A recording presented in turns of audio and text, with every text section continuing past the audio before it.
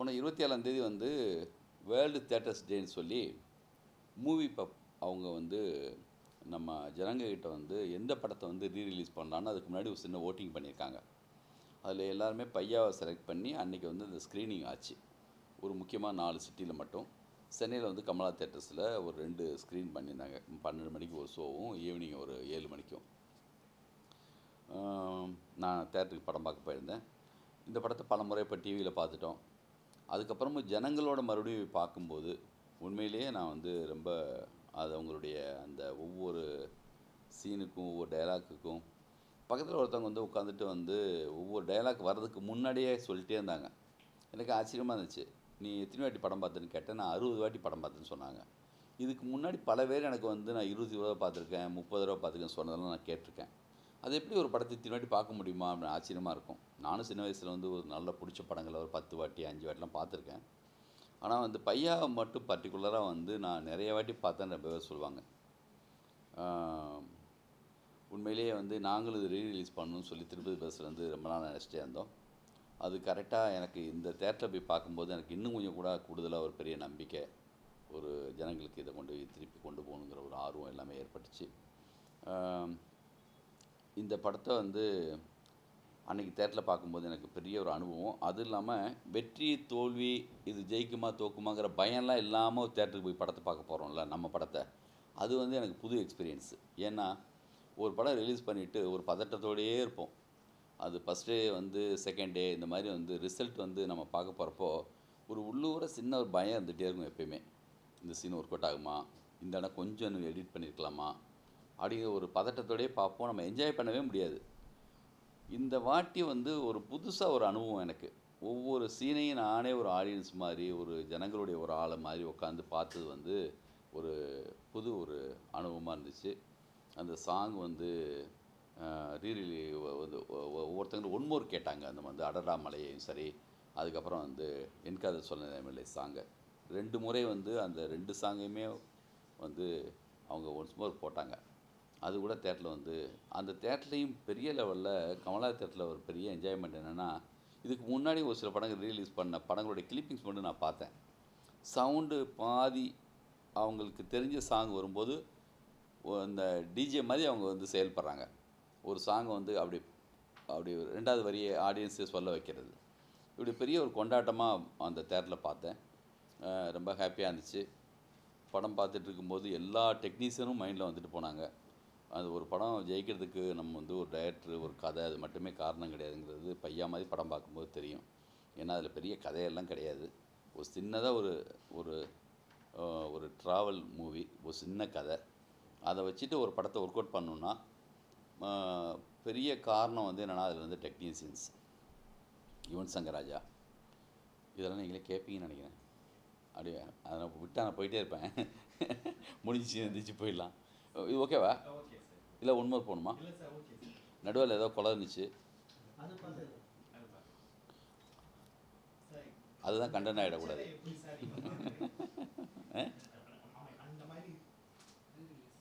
நீங்கள் தான் கேட்க போகிறீங்க, தொடர்ந்து கொஸ்டின்ஸ் நீங்கள் தான் கேட்க. உங்களை பார்த்தா பேசணுமா? அதனால் நீங்கள் யாரோ அப்படி முன்னாடி வந்துட்டா நல்லதில்லை. நான் திரும்பும் அப்பப்போ அப்படி வந்துங்க. அப்படி ரீரிலீஸ் மூவிகள் வந்து நீங்களே சொல்லியிருக்கீங்க எல்லா திரையரங்குகளுமே வந்து இப்போ ரீரிலீஸ் வந்து சமீப காலகட்டமாக இது பண்ணிட்டு இருக்காங்க. ஸோ இந்த ஒரு ட்ரெண்டை எப்படி நீங்கள் பார்க்குறீங்க? ரெடியா? இது இப்போ இல்லை, ரொம்ப வருஷமாக இந்த மாதிரி விஷயங்கள் இருக்குது. வசந்த மாளிகை படம் எனக்கு தெரிஞ்சு வந்து பல முறை வந்து ரீரிலீஸ் பண்ணப்பட்டிருக்கு. அதே மாதிரி வந்து எங்கள் வீட்டு பிள்ளை படம் வந்து 2-3 தடவை அவங்க ரிலீஸ் பண்ணியிருக்காங்க. மிக முக்கியமான மாயா பஜார் படம் கூட ஒரு தடவை ரீரிலீஸ் பண்ணி பார்த்துருக்கேன். மொகலியாசம் ரீரிலீஸ் பண்ணியிருக்காங்க. விண்ணை தாண்டி வருவாயா படம் வந்து ரொம்ப நாளாக வந்து ரீரிலீஸ் பண்ணி பெருசாக ஓணுச்சுன்னு கேள்விப்பட்டேன். வாரணம் ஆயிரம். இப்போ தெலுங்கில் வந்து குஷி படம் வந்து பெரிய ஹிட்டு அங்கே வந்து ரீரிலீஸ் பண்ணி. இப்போ ரத்ன சார் அடுத்தடுத்து வந்து ரன்னு, கில்லி இதெல்லாம் பண்ணணுன்னு கூட சொல்லிகிட்டு இருக்காரு. இது ட்ரெண்டு கிடையாது. அது இந்த ஒரு கேப்பு வந்து எப்பயுமே கூட என்னென்னா ஒரு ஒரு ஒரு ட்ரையான ஒரு டைமிங் ஒன்று வரும். அப்போ ஏதாவது படங்கள் வந்து இல்லாத நேரத்தில் என்ன பண்ணலான்னு பார்த்தா உதாரணத்துக்கு தீபாவளிக்கு முன்னாடி ஒரு 10 நாளைக்கு முன்னாடி எந்த படத்தை ரிலீஸ் பண்ண மாட்டாங்க. கொஞ்சம் பழைய படங்கள்லாம் கொஞ்சம் போடுவாங்க. அந்த மாதிரி ஒரு எலெக்ஷன் டைம் கொஞ்சம் சினிமாவில் ரிலீஸுக்கான பெரிய படங்கள் கொஞ்சம் இல்லாத நேரம். இது எப்பயுமே தேட்டர்ஸ்காரங்களுக்கு வந்து என்னென்னா, ஒரு பழைய படங்களை போடலாமேன்னு இருப்பாங்க. அது ரீலீஸுங்கிற ஒரு வார்த்தையோட இப்போ ஒரு பெரிய கொண்டாட்டமாக அப்படி ஒரு மாறி இருக்குது. இதில் என்ன பெரிய ப்ளஸ்னால், தனித்தனியாக ஒரு விஷயத்தை என்ஜாய் பண்ணுறது ஒன்று, ஒரு கூட்டமாக ஜனங்க மொத்த பேரும் தேட்டருக்கு வந்து அவங்க ரசித்த விஷயத்த மறுபடியும் எல்லாரோடையும் கனெக்டிவிட்டியாக பார்க்கும்போது, ஒரு காமெடியாக இருக்கட்டும், இல்லை ஒரு சின்ன ஒரு ஆக்ஷனாக சீனாக இருக்கட்டும், இல்லைனா பெப்பியான ஒரு சாங்காக இருக்கட்டும், அது என்ன ஆகுதுன்னா பல மடங்காக மாறுது அந்த சந்தோஷம். அது ஒரு பெரிய ஹாப்பி அவங்களுக்கு வந்து அதில் வந்து ஃபீல் பண்ணுறாங்க. எப்பயோ பார்த்த ஒரு விஷயம், அதை வந்து அந்த பழைய ஆடியன்ஸு வராங்க, இதை கேள்விப்பட்ட புதுசு வராங்க, குட்டி பசங்களாம் படம் பார்த்துருப்பாங்கள்ல. அப்போல்லாம் நான் வந்து எங்கள் வீட்டில் சியாமளா எங்கள் பெரிய பொண்ணு, அவங்க வந்து எனக்கே ஞாபகம் இல்லை, அப்போ என்னடா வயசு உனக்குன்னு கேட்குறேன். 4வது படிச்சிருக்கீங்கன்னு சொல்கிறாங்க. போஸ் பொண்ணுங்க 2 பேர் இருப்பாங்க. அவங்கெல்லாம் அப்போ வந்து 2 வயசு, அப்போ 2, 3 வயசு தான் சொல்கிறாங்க. அவங்களுக்கு இந்த படம் வந்து பார்த்துட்டு அவங்களும் என்ஜாய் பண்ணுறாங்க. இப்போ வந்து இந்த படத்தை நல்ல ஒரு யூத்தாக அந்த மாதிரி பார்த்து ரசித்தவங்களும் வந்து படம் பார்க்கும்போது அந்த பழைய நினைவோடு வராங்க. பர்டிகுலராக யுவன் சங்கர் ராஜாவுடைய அந்த சாங் வந்து பெருசாக கனெக்ட் ஆகி அப்படி ரசிக்கிறாங்க. தேட்டரில் பார்க்கும்போது ரொம்ப சந்தோஷமாக இருந்துச்சு. சார் இப்போ வந்து ஆடியன்ஸ் கிட்ட நான் ஃபீட்பேக் கேட்கும்போது அவங்க என்ன சொன்னாங்கன்னா, இப்போ உள்ள கதையும் சரி, கண்டென்ட்டும் சரி, டேரக்டரும் சரி, ரொம்ப கிளீன்ஸாக இது பண்ணுறாங்க. அவங்களுக்கு ஒன்றுமே தெரியலை. அப்போ உள்ள படங்கள் வந்து ஒரு ஒரு ஒரு ஒரு ஒரு வைப்ரேட்டாக இருக்குது. அதனால தான் நாங்கள் மூவி பார்க்குறோம் வரோம்னு சொல்லி ஒரு காரணத்தை வந்து மிங்கிள் பண்ணுறாங்க. இதை பற்றி ஐயோ, அப்படியெல்லாம் பொதுவாக வந்து ஒரு குற்றச்சாட்டு வைக்கவே கூடாது. எனக்கு பிடிச்ச மிக மிக முக்கியமான டைரக்டர்ஸு, மிக மாஸ்டர் பீஸு, அப்படியெல்லாம் பெரிய பெரிய விஷயங்கள்லாம் முதலே நிகழ்ந்துருச்சு.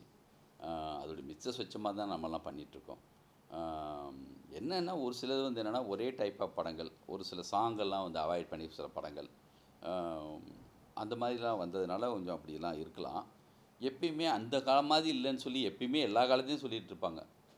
அது ஒரு பெரிய ஒரு குறைபாடாக பேசுவாங்க. எங்கள் அப்பாவுக்கு வந்து எம்ஐ விஸ்வநாதன் சாங்கு தான் பிடிக்கும். நான் அப்போ இளையராஜாவை பயங்கரமாக ரசிக்கும் போது அவர் வந்து என்னென்னா, டே எம்எஸ்வி மாதிரி வருமாடாம்பார். அப்புறம் வைரமுத்து சார் கவிதை எழுத ஆரம்பித்த பிறகு கண்ணதாசன் மாதிரி இருக்குமான்னு சொல்லுவாங்க.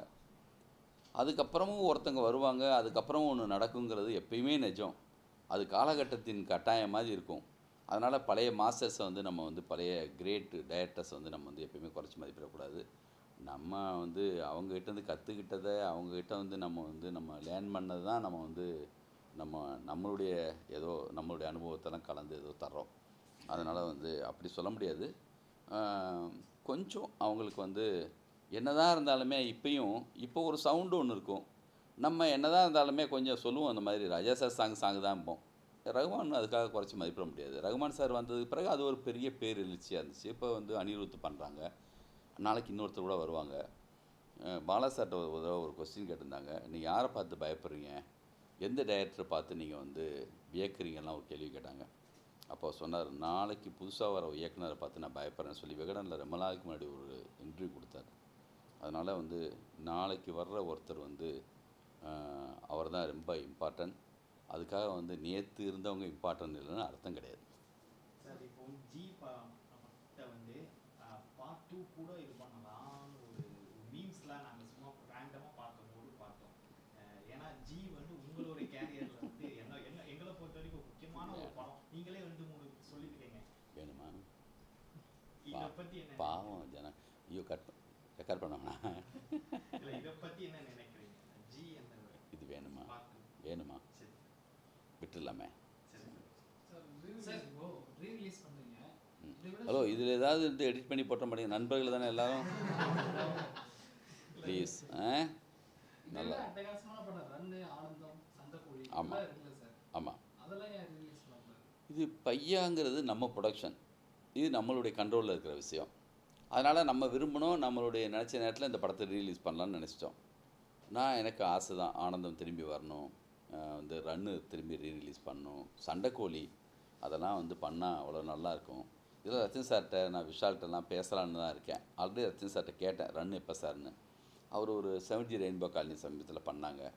அங்கே குஷி பண்ணாங்க. இப்போ அடுத்து வந்து நம்ம படத்தை பண்ணணும், ரன்னு தான் பண்ணணும்னு நினச்சிட்டு இருக்காங்க. நுவ்வு நேனு சொல்லிட்டு ஒரு டைரக்டர், அடுத்த தேஜான்னு சொல்லி ஒரு முக்கியமான டைரக்டர் தெலுங்குலேருந்து, அவர் பர்டிகுலராக ஃபோன் பண்ணி, அங்கே தெலுங்கில் வந்து இப்படி ஒரு ட்ரெண்ட் இப்போ இருக்குது, நீங்கள் பையாவை வந்து ரீரிலீஸ் பண்ணுங்கன்னு சொல்லி அவர் ஃபோன் பண்ணார். அதை வந்து இங்கே ஆவாரான்னு சொல்லி இங்கே கூட வந்து ரிலீஸ் பண்ணணும், நீங்கள் எனக்கு ரொம்ப பிடிச்ச படம், உங்களுடைய படங்களில் ஒவ்வொரு படமாக நீங்கள் பண்ணலாமே சொல்லி அவர் கூட கேட்டாங்க. அப்படி ஒரு எனக்கும் ஒரு ஆசை இருக்குது. ஒரு சில விஷயங்களை வந்து ரீஎடிட் பண்ணி கூட பண்ணணும்னு நினைக்கிறேன். அஞ்சான்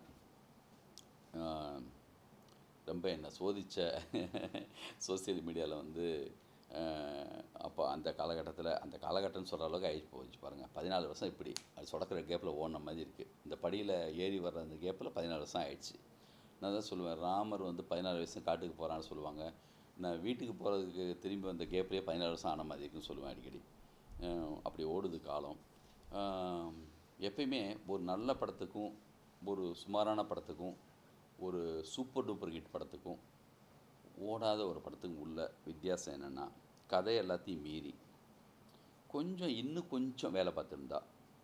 இப்போ நான் சொல்லுவேன், டப்பிங் தேட்டரில் ஏவிஎம் டப்பிங் தேட்டரில் இருக்கும்போது, இந்த டப்பிங் தேட்டரில் இருந்துட்டு ஏவிஎம் அந்த ஏசி தேட்டர், அப்போது ஏவிஎம் தேட்டர் இருந்தப்போ நான் சொல்கிற உதாரணம் இதுதான். இந்த தேட்டர்லேருந்து அந்த தேட்டர் போகிற அந்த கேப்பில் தான் நம்மளுடைய வேலையே இருக்குது. ஓரளவு அந்த ஒர்க்கை நம்ம வந்து சரி பண்ணி அனுப்பிட்டோம்னா நம்ம சக்ஸஸை பார்க்கலாம். இன்னும் கொஞ்சம் மெனக்கட்டிருந்தா, இன்னும் கொஞ்சம் நல்லா எடிட் பண்ணியிருந்தா, இன்னும் கொஞ்சம் கதை பேசியிருந்தா அப்படின்னு இன்னும் இருக்குல்ல, அது கொஞ்சம் கூடுதல் ஒரு உழைப்பை போட்டிருந்தா, கண்டிப்பாக இன்னும் கொஞ்சம் டைம் கிடச்சிருந்தா, அந்த நெருக்கடி, ரிலீஸ் தேதி இதெல்லாம் ஃபிக்ஸ் பண்ணி ஒன்று பண்ணும்போது நடக்கிற ஒரு சில தவறுகள். அப்படி என்னுடைய படங்களில் நான் வந்து அஞ்சானை வந்து நான் ரீரிலீஸ் பண்ணணும், அதை எடிட் பண்ணி பண்ணணும்னு ஒரு ஆசை இருக்குது. ஏன்னா நான் யாரை டார்கெட் பண்ணி அப்போ அந்த படத்தை வந்து நினச்சனோ, இப்போயும் வந்து நேற்று ஒரு முக்கியமான ஒரு பையன் பிரசாத்தில் வந்து படிச்சுட்ருக்காங்க, விஷுவல் கம்யூனிகேஷன். அந்த தம்பி சொன்னாங்க, நான் வந்து 16 தடவை வந்து நான் அஞ்சான் பார்த்தேன் சார் அப்படின்ட்டு. அந்த மாதிரி குட்டி பசங்க நிறையவே சொல்லி நான் கேட்டிருக்கேன். இது வெறுமனே சும்மா வார்த்தைக்காக சொல்லலை, நிஜமாக சொல்கிறேன். ஏன்னா நான் இப்போ கதை பேசும்போது சொல்லுவேன், நான் ஊர்லேருந்து படம் பார்த்தேன்ல ஒரு ரஜினி சார் படத்தை, ஒரு அந்த மாதிரியான டைப் ஆஃப் படங்களை நான் பார்க்கும்போது, தேட்டர் முள்ள உள்ள சில படங்கள்லாம் பார்க்கும்போது, அப்போ பெரிய அறிவோடையோ பெரிய கணக்கோடையெல்லாம் பார்க்க மாட்டோம். சின்ன ஒரு என்ஜாய்மெண்ட்டோட ஈஸியாக எளிமையாக பார்ப்போம். அந்த மூடில் தான் அந்த படம் இருக்கணும்னு நினச்சி தான் அந்த படம் நான் பண்ணேன். அதில் நான் சக்ஸஸ் ஆகிருக்கேன்னு நான் வந்து சந்தோஷப்படுறேன். ஏன்னா பசங்க சொல்கிறாங்க, சார் அந்த ஸ்டிக் இந்த வெளியில் வரும்போது நான் பயங்கரமாக என்ஜாய் பண்ணுவேன் சார், எனக்கு அந்த படம் அப்படி பிடிக்கும் சார் அப்படின்னு. அந்த குரல் எனக்கு நிறைய இடத்துல கேட்டிருக்கு. நான் வந்து என்னென்னா, இப்போ அதில் ஒரு சில தவறுகள் இருக்குது, தவறுகளே இல்லைன்னு சொல்ல. அப்போ எனக்கு எடிட் பண்ணுறதுக்கு நேரம் இல்லாமல் டேட் ஃபிக்ஸ் பண்ணதுனால உடனே நம்ம ரிலீஸ் பண்ணிட்டோம். கொஞ்சம் அதை ரீஎடிட் பண்ணி பண்ணலாமேன்னு ஒரு ஐடியா இருக்குது. கண்டிப்பாக நான் வந்து அந்த படத்தை பண்ணணும்னு விரும்புகிறேன். பார்ப்போம். சார், அந்த காலகட்டத்தில் வந்து பெரிய ஹீரோக்கள் வச்சு படம் பண்ணாலும் அந்த கண்டென்ட் இருக்கும், ஃபேமிலி ஓரியன்டாக ஃபேமிலியாக அந்த படம் பார்க்குற மாதிரி இருக்கும். ஆனால் இந்த காலத்தில் வந்து ஃபுல் அண்ட் ஃபுல்லு ஆடியன்ஸ் ரசிகர் மட்டுமே பிளான் பண்ணி ஹீரோக்கள் பண்ணுறாங்களா? அதனால் அந்த கண்டென்ட் மிஸ் ஆகுதா? ஃபேமிலி ஆடியன்ஸ் வரமாட்டாங்களா? ஐயோ, அந்த காலம் இந்த காலம் பேசுகிறதுக்கு நான் என்னங்க பயமாக இருக்குது. இங்கே உட்காந்துருக்கிறது எஸ்பி முத்துராமன் நெஞ்சுக்காக.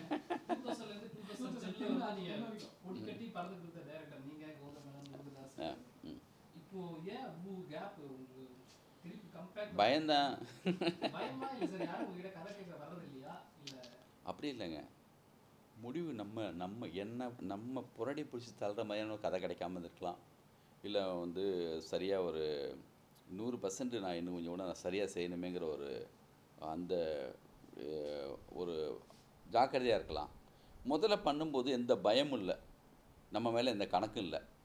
ஊர்லேருந்து வந்த புதுசில் சினிமாவை பற்றி பேசி நம்ம பண்ணுறதாண்டா சினிமான்னு ஒரு தைரியம், ஒரு நம்பிக்கை, அப்படி ஒரு ஃபுல் துடிப்போடு பண்ணும்போது இருக்கிற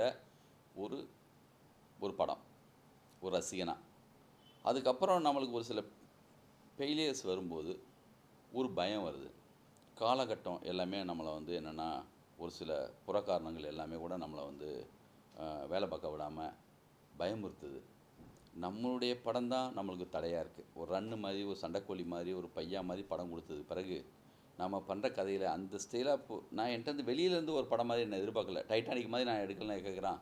உங்கள் சண்டைக்கோழி மாதிரி இல்லையே, உங்கள் ரன்னு மாதிரி இல்லையே, உங்கள் ஆனந்தம் மாதிரி இல்லையான்னு தான் சொல்லுவாங்க. அது நம்ம தான் நம்மளுக்கு பிரச்சனை.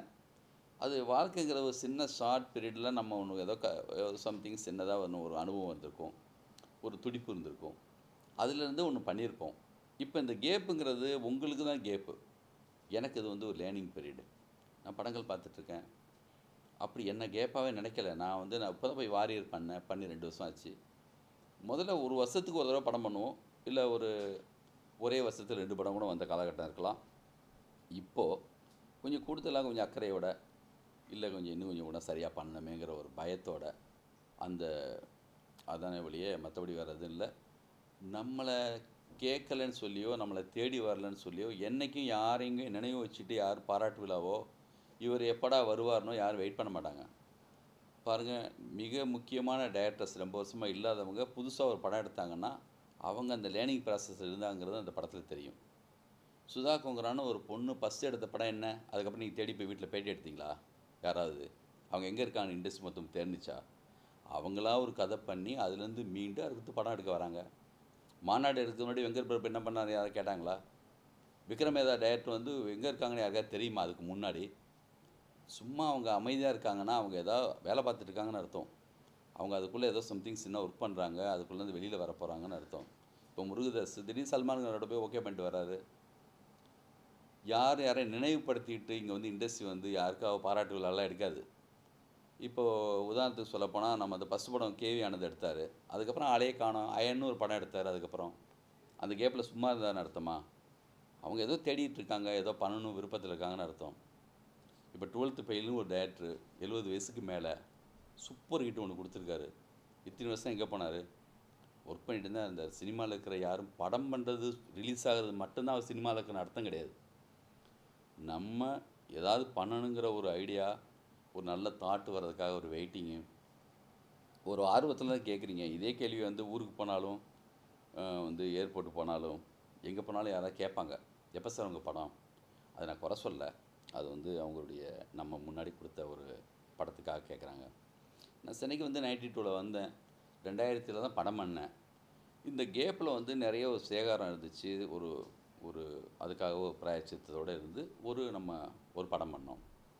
அதுக்கப்புறம் கண்டினியூவாக அந்த ஸ்பிரிட்டோட ஃபுல்லாக வந்துகிட்டே இருந்தோம். நடுவில் சின்ன ஒரு சில படங்கள் ஓடாமல் போனது, கம்பெனியில் நடந்த ஒரு சில விஷயங்கள் கூட இருக்கலாம். நம்ம அதுக்காக சினிமா விட்டு போயிட்டோம், சினிமாவில் நம்மளை யாரும் கேட்கலன்னு அர்த்தம் கிடையாது. இன்றைக்கும் ரெஜிஸ்டருக்கு ஃபோன் பண்ணால் கதை சொல்கிறதுக்கு வாங்கன்னு சொன்னால் கூப்பிடுவாங்க. எந்த ஹீரோஸ் நம்மளோட படம் பண்ணுறதுக்கு விருப்பமாக இல்லை, நம்ம விரும்பணும் முதல்ல. அதுக்கான கதை நம்மகிட்ட இருக்கணும். அது இல்லாமல் யார் கதை போய் தட்டுறதோ எங்கே போய் நிற்கிறதோ எனக்கே விருப்பமே இருக்காது. யாரோட போய் கனெக்ட் பண்ணி என்ன மாதிரியான படம் கூட நம்ம பண்ணலாம். இப்போயும் மிகப்பெரிய ஒரு படத்துக்கான வேலை தான் போயிட்டுருக்கு. நான் மகாபாரதம் பண்ணுறதுக்கான ஒரு பெரிய ஒரு வேலையில் தான் இப்போ இருந்துகிட்ருக்கோம். அதில் அபிமன்யுவும் அர்ஜுனனும் பெரிய பார்ட்டாக வச்சுட்டு இந்தியிலேருந்து பெரிய ப்ரொடியூசர்ஸு, மாபெரும் பட்ஜெட்டு, அதுக்கான ஒர்க்கில் இருக்கோம். அந்த ஒர்க்கும் பேசிக்கான ஒர்க்குக்கே ஒரு பெரிய ஒரு வேலை எடுக்கும். ஏன்னா மிகப்பெரிய ஒரு படம், அதுக்கான ஒர்க் இருக்கும். அந்த படம் தான் அடுத்த படமானால் 100% அது ஆர்டிஸ்டாக செட் ஆகி அதுக்கப்புறம் தான் அந்த படத்தை நாங்கள் அனௌன்ஸ் பண்ண முடியும், எடுக்க முடியும். இடையில கூட இன்னொரு படம் கூட நம்ம எடுக்கலாம். நான் என்ன செய்ய போகிறேங்கிறத முழுமையாக இப்போ சொல்கிறதுக்கான நேரம் இது இல்லை. இது பையா அந்த படத்துக்கான ஒரு நேரம். நீங்கள் ஒரு கேள்வி கேட்டீங்க, அதை தூண்டுதல் தான் நான் இவ்வளோ பேசித்தேன். அவ்வளோதான். சொல்லுங்கள், ஏறுங்க, நிறைய தூண்டி விட்டுறாதீங்க, நான் பேசிடுவேங்க. என் வாய் சும்மா இருக்காது ஏற்கனவே. ஒரு படம் ஜெயிச்சா 100 கோடி 200 கோடின்னு 3 நாளே வாழ்க்கை சொல்லிச்சு ஒட்டுறாங்க, சக்ஸஸ் மீட் வைக்கிறாங்க. நீங்க இவ்வளோ மூவி நீங்க பண்ணியிருக்கீங்க. அப்போ உள்ள காலகட்டங்களில் ஜெயிச்சா ஓகே அடுத்த படத்துக்கு போயிடுறாங்க. ஆனா இப்போ உள்ள டைரக்டர்ஸ் ஜெயிச்சா அடுத்த நிமிஷமே என்னுடைய சம்பளம் 80 கோடி 100 கோடி 150 கோடி தான் வருது. அப்பேற்பட்ட ஒரு டேப் ப்ராசஸ்ல செயல்படுறாங்க. உங்களுடைய பார்வையில் இதை எப்படி நீங்க பாக்குறீங்க? பையா ரீரிலீஸ் தானுங்க. இந்த கொஸ்டின்ல எதுக்கு பம்பல மாட்டி வரீங்க? வேணாம், இதெல்லாம் எடுத்து முதலே வராங்கன்னு எடுத்து வச்சுருக்கேன்.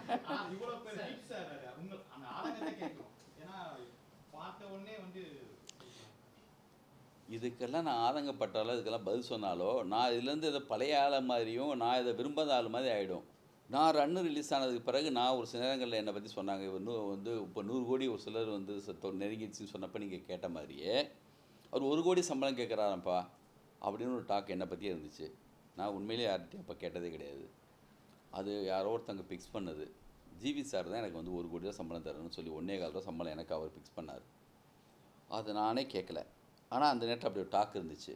அது அந்த காலகட்டத்தில் கொஞ்சம் முக்கியமாக டேரக்டர்ஸ்லாம் என்ன தோணியிருக்கும், இப்போ தான்ப்பா வந்தாங்க அதுக்குள்ளே 1 கோடி சம்பளமாப்பா அப்படி கூட பேசியிருப்பாங்க. நான் இன்றைக்கி உள்ள ஒரு சில டேரக்டர்ஸ் பார்த்து அப்படி பேசணும்னு வச்சுக்கோங்க, என்னையும் வந்து லேசாக ரொம்ப பழசாயிட்டான் அப்படின்னு சொல்லிடுவாங்க. இது ஒரு ட்ரெண்டு. சின்னதாக ஏதாவது சொல்லி செஞ்சு ஒரு பொருளை விற்கணும். ஒவ்வொரு காலகட்டத்துலேயும் ஒன்று ஓடும்.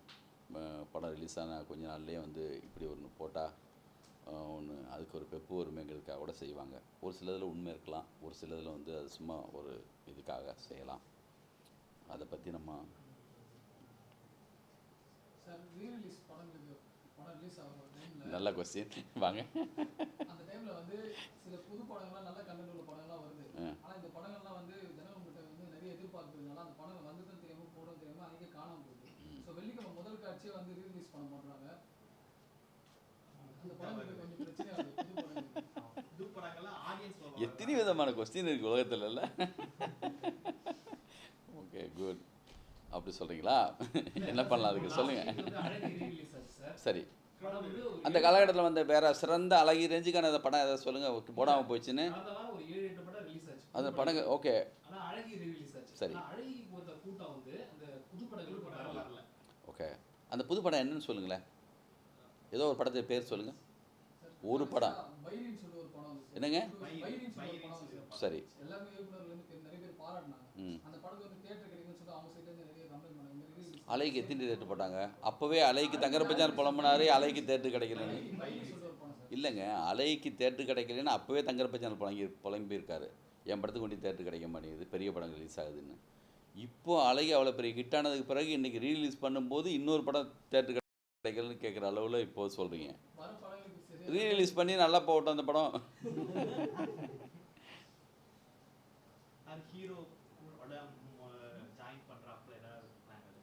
நானா ஸ்கிரிப்டு கதை வந்துருச்சுன்னு சொன்னால் வண்டி நிற்காது. நான் போய்ட்டு இப்போ எங்கே வேணுமோ யார் வீட்டில் வேணுமோ கதை வந்துச்சுன்னா தேடி போயிடுவேன் மனசோட. எல்லா ஹீரோவும் நம்ம நண்பர்கள் தான், நம்ம வந்து படம் பண்ண சொல்லி விரும்புகிறவங்க தான். கதை நான் வந்து கம்பெனியில் படம் பண்ணுறேன். திருப்பதி பஸ்ஸில் எப்போயோ படம் பண்ணும்போது நிறைய படங்கள் கதை கேட்போம். சரியான கதை கேட்கும்போது அது யாராக இருந்தாலுமே படம் பண்ணுறதுக்கு நம்ம ரெடி ஆகிடுவோம் இல்லையா? நல்ல படம் பார்த்தோன்னா அந்த படத்தை ரிலீஸ் பண்ணணும் நம்மளுக்கு தோணிடும். நம்மளுக்கே தெரியுது இல்லையா சரியான விஷயம் என்னங்கிறது, ஓரளவு நம்மளுக்கும் தெரியுது. அந்த சரியான ஒரு விஷயம் வராமல் நானும் போயிட்டு யார்கிட்டையும் போயிட்டு நான் வந்து இந்த போய் பேச மாட்டேன். எனக்கு நான் ஃபஸ்ட்டு வந்து ஓகே பண்ணணும். நானும் ஒரு ஹீரோ மாதிரி தள்ளி நின்று நீ ஒத்துக்குவே அந்த மாதிரி படம்னு சொன்னால் நான் கேள்வி 100 கேட்டு அதுக்கான வேலை தான் போயிட்டுருக்கேன்.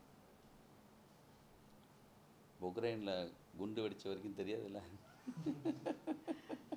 இந்த வார்த்தையெல்லாம் வேணாங்க, கட் பண்ணுங்க. சாரி தப்பாயிடும், வேணாம். ஹலோ தூண்டி விடுங்க நீங்கள். என்ன கற்றுக்கிட்ட மொத்த வித்தையும் அப்படி ஆகிடும். அப்புறம் அதை ஒன்றே எடுத்து போட்டு பெரிய இது பண்ணிடுவாங்க. அப்புறம் ப்ளீஸ்மா சும்மா விளையாட்டுங்க வேணாம். நண்பனா நம்மளுக்கு பையா ரிலீஸ் ஆகுது. ரீரிலீஸ் ஆகுது. போதும் இல்லையா? எக்ஸ்ட்ரா எதுவும் நிறைய பேசியிருக்கேன். நீங்கள் தான் தூண்டி வரீங்க. ஜியா ஐயோ வேணாங்க. ஏங்க கொஞ்சம் கேமரா கட் பண்ணது பிறகு உண்மையை சொல்கிறேன். நான் பெருசாக பேசிடுவேன் அதை பற்றி. அப்புறம் சொல்லுங்கள். இப்போ வந்து வேற ஸ்டேட்ல இருக்க படங்கள்லாம் என்ன சொல்றாங்கன்னா கதைக்கு தான் நாங்கள் முக்கியத்துவம் கொடுக்குறோம், அதுக்குள்ள தான் ஹீரோ நான் உட்கார வைக்கிறோம் அப்படின்னு சொல்றாங்க. ஆனால் இங்கே வந்து ஹீரோக்காக ஸ்கிரிப்ட் எழுதுறாங்க. ஹீரோஸும் உள்ள வந்து இதை மாற்றணும் அதை மாற்றணும் சொல்கிறாங்க. அதை நீங்கள் எப்படி பார்க்குறீங்க? யார் எந்த படத்தில் இப்படி மாற்றிருக்காங்க? நிறைய படங்கள். ஸோ ஒரு படம் உதாரணம்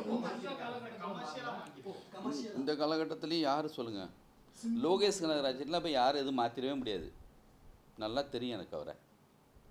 அவர் சொல்கிறது தான் கதை. அவருக்கு ஹீரோவுக்காக படம் பண்ணுறாரு, ஹீரோவுக்காக விரும்பி அவர் செய்கிறது தான். சார் நீங்க எப்படி பண்ணுவீங்க சார்? கதைக்குள்ள ஹீரோ கொண்டு வருவீங்களா இல்லை ஹீரோக்காக? வெற்றிமாறன் உதாரணத்துக்கு எடுத்துக்குவோம். வெற்றிமாறன் எந்த ஹீரோவுக்காக போய் கதை பண்ணுறாரா? சூரிய கூட்டிச்சு ஹீரோ ஆக்கியிருக்காரு. இந்த காலகட்டத்தில் அவர் இருக்காரு இல்லையா? அப்படி எனக்கு என்னமோ தெரியலைங்க. நான் யார் அப்படி மென்ஷன் பண்ணி யாரை பேசுகிறீங்க? கார்த்தி சுப்புராஜ் உதாரணத்துக்கு சொல்கிறேன். கார்த்தி சுப்புராஜ் கிளைமேக்ஸில் வந்து ஒரு ஹீரோவாக இருக்கிற லாரன்ஸ் மாஸ்டர் வந்து அவ்வளோ ஹீரோயிசமான படங்கள் பண்ணுறவர். அவர் கிளைமேக்ஸில் சுட்டு சாகப்படுறாரு. அத்தனை பேர் சாகும்போது அவர் சாகுறாரு. அப்படி ஒரு கதை பண்ணுறதுக்கு ஒரு தைரியமான ஒரு இயக்குனர் நம்ம காலகட்டத்தில் இப்போயே கண்ணுக்கு முன்னாடி தான் இருக்காங்களே. சொல்லுங்கள், யாரை வந்து ஒத்துக்க வைக்க முடியும்? அப்படி வந்து கட்ஸோட ஒரு படம் பண்ணுறதுக்கு இல்லைன்னு யாரை சொல்ல முடியுமா? கார்த்தி சுப்புராஜ் இருக்கு உதாரணம். இப்போ உதாரணம் லாரன்ஸ் மாஸ்டர் வந்து அதை வந்து இமீடியட்டாக ஒத்துருப்பார் நினைக்கிறீங்களா? அவரை கன்வின்ஸ் பண்ணுறதுக்கு வந்து ஒரு டைரக்டர் அங்கே தேவை. அவர் இருந்திருக்காரு, பண்ணியிருக்காரு. 100 பேரை நான் அடிப்பேன் சார், நான் வந்து அங்கேருந்து அப்படி ஃபைட் பண்ணுவேன் சார்னு லாரன்ஸ் மாஸ்டர் கூட சொல்லியிருக்கலாம் இல்லையா? அவர் அந்த மாதிரி படங்கள் பண்ணவர் தானே. அந்த மாதிரியான புதுமையான ஒரு படத்தை எடுத்த டைரக்டர் நம்ம கூடவே இருக்கிற இப்போ புது டைரக்டர் தானே வெற்றிமாறன். இந்தியா மொத்தமும் தேடிட்டு இருக்க ஒரு இயக்குனராக இன்றைக்கி இருக்கார்ல, அவரும் புது டைரக்டர். அப்படியெல்லாம் எந்த காலகட்டத்துலேயுமே சரியான ஒரு ஆளை எந்த ஹீரோவும் குழப்ப முடியாது. அவங்க திடமாக இருந்தாங்கன்னா, கதையில் ஸ்ட்ராங்காக இருந்தாங்கன்னா, எல்லா காலகட்டத்துலேயும் வந்து அப்படி சரியான டைரக்டர்ஸ் இருந்துகிட்டே இருக்காங்க. இங்கே நீங்கள் யாரை மென்ஷன் பண்ணி சொல்கிறீங்கன்னு தெரியல. அப்படி இருந்தாங்கன்னா அது தப்பு. மென்ஷன் பண்ணல சார். கேரளால இருந்து ஒரு படம் வந்து மஞ்சுமல் பாய்ஸ் வந்து வெறும் ஸ்கிரிப்டுக்காக மட்டுமே, அது பெருசா ஒண்ணுமே கிடையாது. ஒருத்தர் குழியில விழுந்தா காப்பாத்துற அதுதான் கதை. ஆமா, அது மேக்கிங் தான் ரொம்ப அழகா கொண்டு போயிருக்காங்க. அது மாதிரி நான் கேக்குறேன். இங்க ஆரம்பத்துல கூட குழியில விழுந்த காப்பாத்தின கதை எழுதின ஒருத்தர் வந்து நம்ம ஆள் தானே. இல்ல அதுதான் சார், அதுதான் ஏன் தமிழ்ல வந்து அவ்வளவா வெளியில வர மாட்டேன்றதை தான் நான் கேட்கிறேன். வெளி மாநில படத்தை 100 crores கொண்டாடுறாங்க. அதான் இங்கே அங்கன்னு நான் சினிமா பிரித்து பார்க்கவே இல்லைங்க. உலகம் மொத்தமும் சொல்கிறேன். அது தமிழ், அது வந்து உலகம் மொத்தம் உள்ள படம், எந்த படமாக இருக்கட்டும், நல்ல படம் தப்பான படம், அது மட்டும்தான் சரியான படம் சரியில்லாத படம். நம்ம தமிழில் இருக்கிற டேஸ்ட்டு, தமிழ் டைரக்டர்ஸு, இங்கே இருக்கிற editors, cameramans, music directors, dance masters, India மொத்தமும் நம்ம தான் அடையாளம், முன்னோடிகள் நம்ம தான். ஒரு டயத்துக்கு பிறகு மலையாள சினிமாவே மாற்றி விட்டுருச்சிங்க நம்ம ஸ்டைலாக. இப்போ எடிட்டு இங்கே இருக்கிற எடிட் பண்ணுற மாதிரி அங்கே எடிட் பண்ண ஆரம்பிச்சிட்டாங்க. இங்கே கமர்ஷியல் படம் பண்ணுற மாதிரி அங்கே இருக்கிற ஹீரோஸ்லாம் கமர்ஷியல் படம் பண்ண ஆரம்பித்தாங்க. நம்ம அதனால் வந்து என்னென்னா, அதனால் அவங்க மேலே இங்கே கீழே அப்படிலாம் ஒன்றுமே கிடையாது. ஒவ்வொரு காலகட்டத்துலேயும் ஒவ்வொரு ட்ரெண்ட் அப்படி இருக்க மாதிரி ஒரு தோற்றம் இருக்கும். இங்கேயும் நம்ம ரஞ்சித் இருக்காங்க. நம்ம இதை பார்த்து அவங்க பயப்படுறாங்க, மிரள்றாங்க. நம்ம வந்து நம்ம பரியேறும் பெருமாள் டைரக்டரு, அவர் எவ்வளோ சூப்பராக படங்கள் பண்ணுறாரு. நம்ம கொஞ்சம் தள்ளி வந்து கொஞ்சம் யோசித்து பார்த்தா நம்மகிட்ட என்னென்ன மாதிரியான வெரைட்டியான ஆட்கள் இருக்காங்கன்னு நம்மளே வந்து ராம் இருக்காங்க.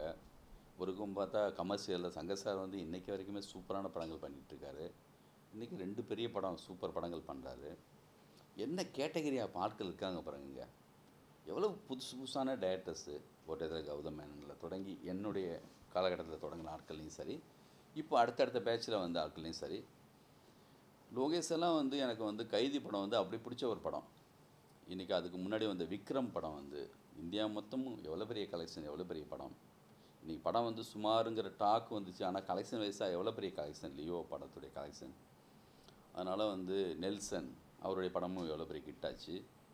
அப்புறம் நிறைய டைரக்டர்ஸ் அட்லி ஹிந்தி வரைக்கும் போய் பண்ணிகிட்ருக்காங்க. விமர்சனங்கள் இருந்தாலும் தாண்டி வந்து நிறைய இங்கே வந்து புதுசான பல புது விஷயங்கள் பண்ணுற டைரக்டர்ஸு எல்லாமே நம்ம தமிழில் வந்து நம்ம குறைச்சி மதிப்பிடவே முடியாது. அது வந்து நம்ம இவங்களோட ஒர்க் பண்ணணும்னு சொல்லி இந்தியா மொத்தமும் வெற்றிமாறன் கூட ஒர்க் பண்ணணும்னு சொல்லிட்டு நான் போய் ஹிந்திலேயோ இல்லைன்னா வந்து தெலுங்குலேயோ டைரக்டர்ஸ் ஹீரோஸை மீட் பண்ணும்போது அவங்களுக்கெல்லாம் வந்து வெற்றிமாறன் கூட ஒரு படம் பண்ணுங்கிற பெரிய பேராசை இருக்குது எல்லாருக்கும். இப்போ யாஷ் வந்து அவ்வளோ பெரிய படம் பண்ணார். அவர் வந்து வெற்றி கூப்பிட்டா இமீடியட்டாக வருவாங்க. பிரபாஸ் வந்துடுவார். அப்படி வந்து நம்ம டைரக்டர்ஸ் வந்து கூட வந்து ஒர்க் பண்ணுறதுக்கு வந்து உலகம் இந்தியா மொத்தமும் வெயிட் பண்ணிட்டு தான் இருக்காங்க. அதனால் நம்மளே நம்ம குறைச்சி என்றைக்கு மதிப்பிடக்கூடாது. ஸ்கிரிப்ட் பண்ணி முழுமையாக எழுதி வச்சுருக்கு. பார்க்கலாம், அதுக்கான ஆர்டிஸ்ட் எல்லாமே அமைஞ்சு வரணும். பையால வந்து கார்த்தி சார் எப்படி சார் சூஸ் பண்ணீங்க? ஏன்னா அதுக்கு முன்னால் ஒரு 1001 பண்ணியிருந்தாங்க பருத்திகரன். ஸோ இந்த ஜானரே மாறி வருதுனால இப்போ அவரை எப்படி? அது ஆக்சுவலி இதெல்லாம் நிறைய இன்டர்வியூவில் சொல்லியிருக்கேன், இருந்தாலும் நான் சொல்கிறேன். நான் வந்து க்ரீன் பார்க்கில் தான் வச்சு சாருக்கு வந்து கதை சொல்கிறதுக்காக கார்த்தி வந்து அப்போ வந்து பருத்தி வீரன் படம் பண்ணி முடிச்சிட்டேன். 2வது படமும் 1000 ஒருவன் அப்போ வரல. அப்போ வந்து நான் ஒரு கதை அவங்களுக்கு போய் சொன்னேன். சொல்லி முடித்தோடனே அவங்க சொன்னாங்க, இந்த மாதிரி சார் நான் உங்ககிட்ட வந்து ரன்னு மாதிரி ஒரு எதிர்பார்க்குறேன் சார். நான் அந்த சொன்ன கதை வந்து கொஞ்சம் பின்னாடி அந்த படம் தான் நான் வந்து அல்லு அர்ஜுனோட பண்ணுறதுக்கான ஒரு கதையாக அதையும் நடக்கலை. அதுக்கப்புறம் அந்த படம் இன்றைக்கி வரைக்கும் நடக்கலை. அந்த கதை என்கிட்ட இன்றைக்கி இருக்குது. அவர் தான் சொன்னார், நான் உங்ககிட்ட ரன்னு மாதிரி ஒன்று எதிர்பார்க்குறேன் சார் அப்படின்னு சொல்லி சொன்னார். எனக்கு என்னென்னா ஒரு நியாயமாக தெரிஞ்சது. ஒரு ஸ்கிரிப்ட் கேட்ட மாத்திரத்தில் அவருக்கு மனதில் என்கிட்ட ஒன்று எதிர்பார்த்துருக்காரு. சரி சார் நம்ம பார்க்கலாம் சொல்லிட்டு வந்துட்டு நம்ம சொந்த படம் நம்ம திருப்பி பஸ்ஸுக்காக தான் கேட்டு போனோம். ஒரு 15 நாள் இருக்கும்.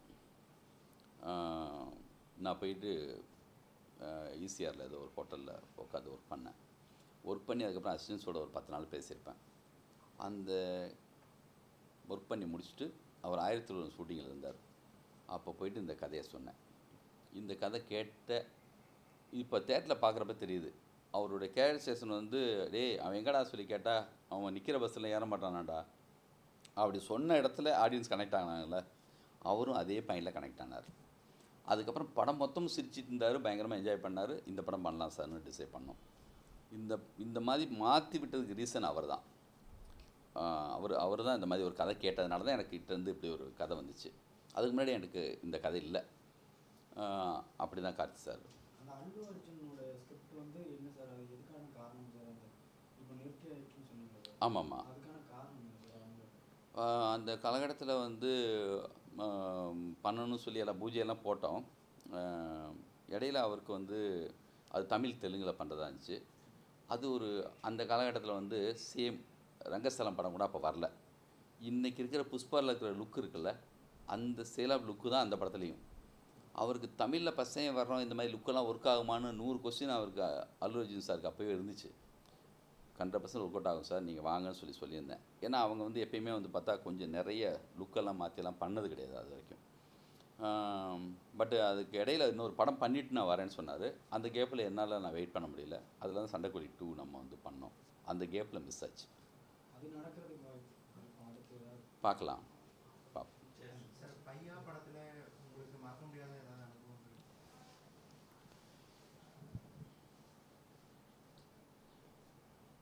பையா படம் மட்டும் என்னென்னா, இது எத்தனை படம் எடுத்தாலும் பையாவில் வந்து அந்த லொக்கேஷன்ஸ் இருக்குல்ல, நீங்கள் படம் பார்த்தா தெரியும். ட்ராவல்னால் படம் பார்க்கும்போது சிம்பிளாக ஏதோ 2 பேர் காரு மாதிரி தெரியும். ஆனால் அந்த ரோட்டில் போகிற எல்லா வண்டிகளும் நம்ம கண்ட்ரோலில் இருக்கிற வண்டிகள் தான். ஒரு ஒன்மோர் போனால் மறுபடியும் திருப்பி எல்லாமே திரும்பி வரணும். ஒரு கண்டெய்னர், ஒரு லாரி, 8 காரு, ஒரு பைக்கு, என்ன ரோட்டில் போனாலுமே அது நம்ம கண்ட்ரோலில் இருந்த வண்டிகள், நம்ம விட்டது. அது திருப்பி ஒன்று போனால் எல்லாமே திரும்பி வரணும், மறுபடியும் போகணும். பார்த்தா சிம்பிள் மாதிரி தெரியுதில்ல, ஆனால் பார்த்தா அவ்வளோ வேலை இருக்குது அதுக்குள்ளே. லொக்கேஷன் வைஸாக என்னென்னா, நான் எந்த படத்துலையும் லொக்கேஷனுக்காக அவ்வளோ மெனக்கிட்டதே கிடையாது. ஏன்னா ட்ராவல் மூவிங்கிறதுனால நிறைய லொக்கேஷன், எத்தனை ஊர், ஹைதராபாத்தில் தொடங்கி பெங்களூரில் ஆரம்பித்து ஹைதராபாத் போயும், சத்தாரா, புனே, என்டி ஸ்டுடியோவில் கிளைமேக்ஸ் ஷூட் பண்ணோம். அதுக்கப்புறம் வந்து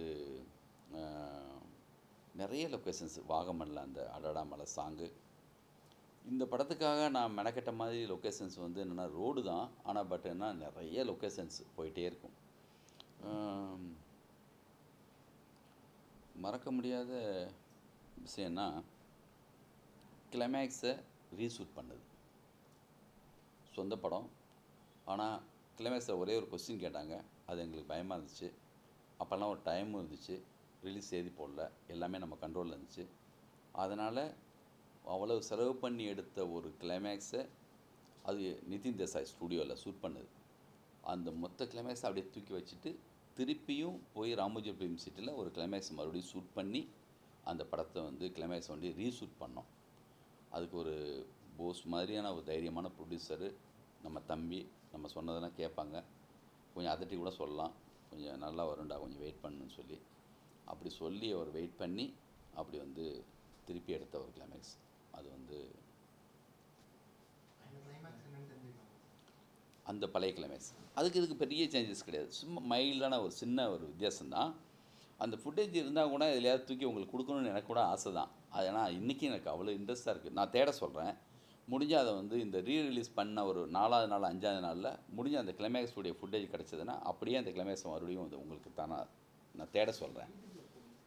கண்டிப்பாக கார்த்திக் சார் பேசினாங்களா சார் இந்த மாதிரி சார் இப்போ தான் இது பெரிய hit இந்த மாதிரி கிளைமேக்ஸா கார்த்திக் சார் வந்து பேசினாங்களா உங்ககிட்ட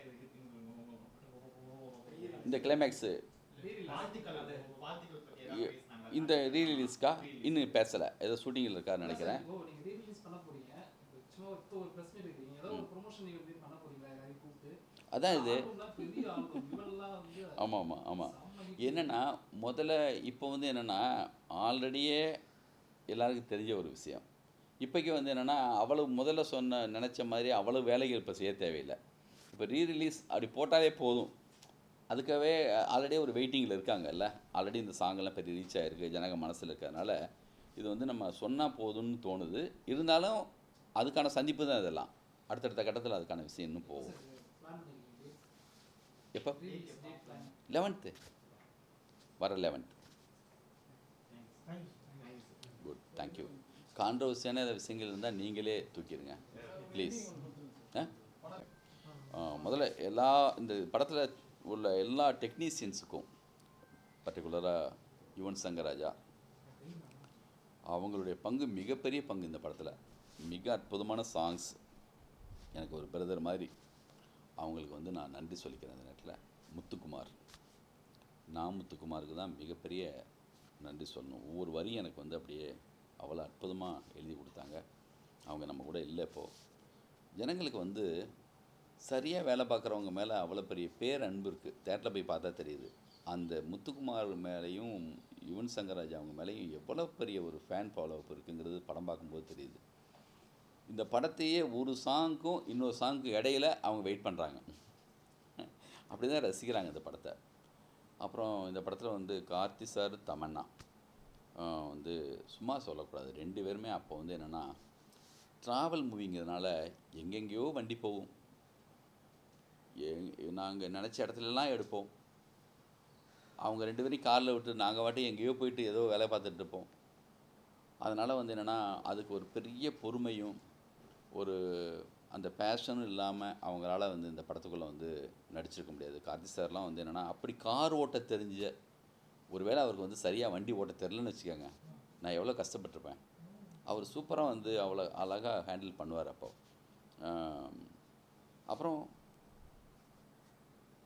நம்ம அந்த மாதிரி ஒரு படம் அவர் விரும்பின மாதிரியான ஒரு படம் வந்துருச்சு. ஒரு ஸ்டைலான ஒரு ஆளாக ஒரு மாதிரி வந்ததில் பெரிய ஹாப்பி அவருக்கு. இந்த படம் தமிழ் தெலுங்கில் பெரிய ஹிட்டு. அவருடைய லுக் வைஸாகவும் அவர் வந்து ரொம்ப ரொம்ப நல்லா இருப்பாங்க அந்த படத்தில். அதுக்கு வந்து மணிகண்டன் சார் கேமராமேனுடைய பிரியா மணிகண்டன் சொல்லி அவங்க தான் காஸ்டியூம் டிசைனர். அந்த ஃபஸ்ட்டு படம் அவங்களுக்கு பண்ணாங்க.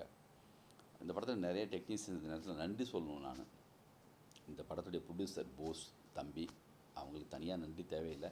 இருந்தாலுமே நான் என்னை நம்பி இவ்வளோ பெரிய நான் என்ன ஷூட் பண்ணுறேன் செய்கிறேன்னு சொல்லி கேட்காம நான் நினச்சதெல்லாம் எடுத்திருக்கேன். வேணான்னு சொல்லி தூக்கி போட்டிருக்கேன். ஒரு ஃபைட்டை கிளைமேக்ஸில் மறுபடியும் ரீஷூட் பண்ணியிருக்கேன். ஒரு முழு ஃபைட்டை ஒன்று எடுத்து அந்த ஃபைட்டை தூக்கி தனியாக வெளியில் வச்சுருக்கோம். அதனால் வந்து அவ்வளோ பெரிய சுதந்திரம் கொடுத்ததுனால அவருக்கும் நன்றி சொல்லணும். மதி கேமராமேன், என்னுடைய ஃப்ரெண்டு, என்னுடைய காலேஜ் மேட்டு. அந்த படம் தான் அவருக்கு ஃபஸ்ட் டைமாக இப்படி ஒரு பெரிய படம். அவர் வந்து பெருசாக இதுக்கப்புறம் வந்து தெலுங்கில் பெரிய லெவலில் அவர் வந்து இன்றைக்கும் மிக முக்கியமான வாண்டடான ஒரு கேமராமேனாக இருக்கார். அவருக்கும் என்னுடைய தேங்க்ஸ். இந்த படம் பார்க்கும்போது அவருடைய பேர் உழைப்பு தெரியுது. கண்ணன் மாஸ்டர் அவர் வந்து ஃபஸ்ட்டு பீட்டர் கைன் இருந்தாங்க. அவர் வேற ஒரு படம் மகதீரா மாதிரி ஒரு படத்துக்கு வந்து ஒர்க்கு போயிட்டார். அந்த நேரத்தில் அவர் மாறிட்டார். கண்ணன் மாஸ்டர் உள்ளே வந்தாங்க. வந்துட்டு எனக்கு சண்டைக்கோழிக்கு பிறகு கண்ணன் மாஸ்டர் வந்து இந்த படத்தில் ஒர்க் பண்ணி கொடுத்தாங்க. ரொம்ப சூப்பர் ஒர்க்கு அவர் ஒர்க்கு. Rajeevan art director. இன்றைக்கி இந்த சுத்திதே சாங்கு அது வந்து ஃப்ளோரில் தான் ஷூட் பண்ணோம். பேக்ரவுண்டு ஃபுல்லாக சிஜியில் க்ரியேட் பண்ணியிருந்தோம். அவருக்கும் நான் தேங்க்ஸ் சொல்லிக்கிறேன். இந்த படத்தில் வந்து அசிஸ்டன்ட் டைரக்டர்ஸு, ஆல் டெக்னீஷியன்ஸ் எல்லாருக்குமே வந்து ஜெகன் காமெடி பண்ணியிருப்பாங்க அவங்களுக்கு. அப்புறம் இந்த பட சார்பான எல்லாருக்குமே வந்து நான் வந்து இந்த நேரத்தில் ஒரு வந்து மனசோட தேங்க்ஸ் சொல்லிக்கிறேன். தேங்க்யூ.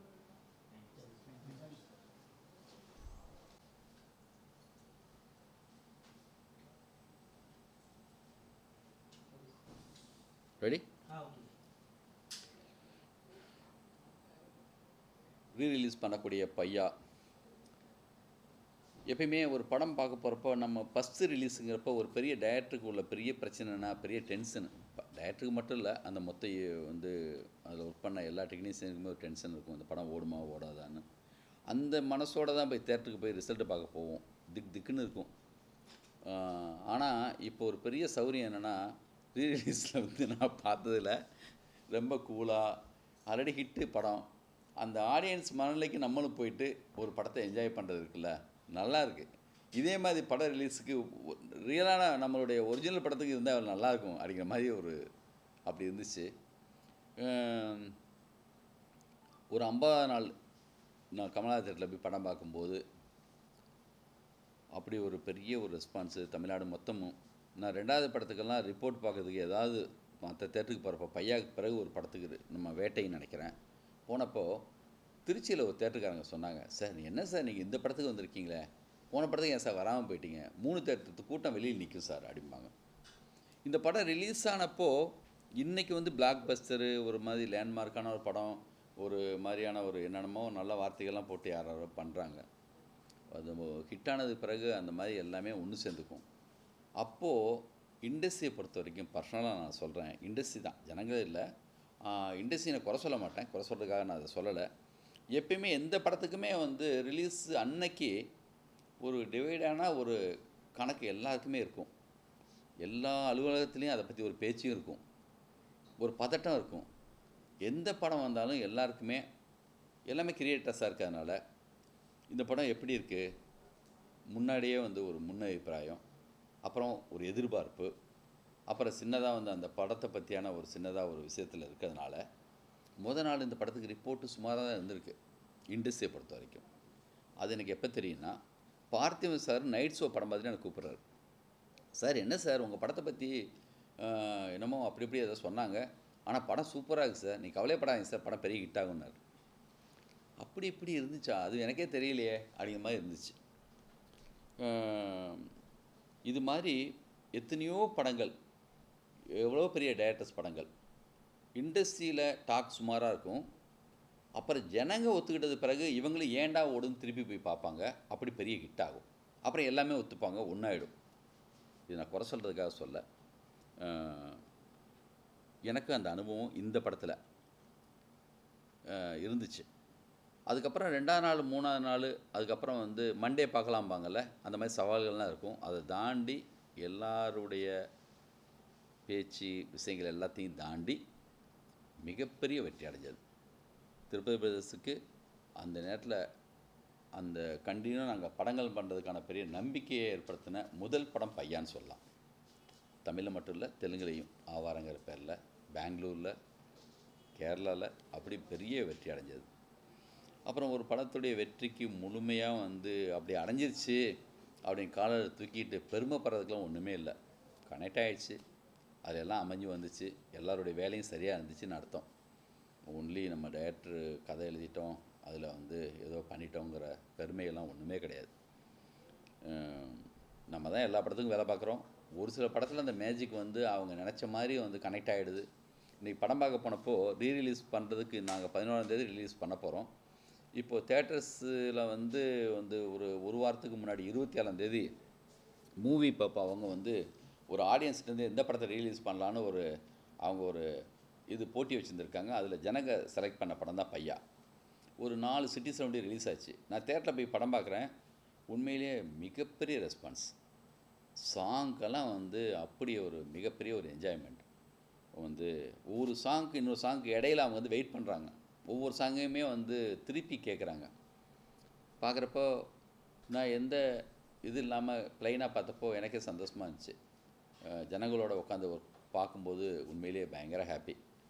வந்து இந்த படத்தில் ஒர்க் பண்ண எல்லா டெக்னீஷியன்ஸுக்கும், கார்த்தி சார்லேருந்து தமன்னா, யுவன் சங்கர் ராஜா, முத்துக்குமார், பிருந்தா சாரதி டைலாக் ரைட்ரு, கனல் கண்ணன் மாஸ்டர், ராஜீவன், எல்லாருக்குமே, இந்த படத்துடைய ப்ரொடியூசர் போஸ் சார், கேமராமேன் மதி, காஸ்டியூம் டிசைனர் பிரியா மணிகண்டன், எல்லாருக்குமே நான் இந்த நேரத்தில் நன்றி சொல்லிக்கிறேன்.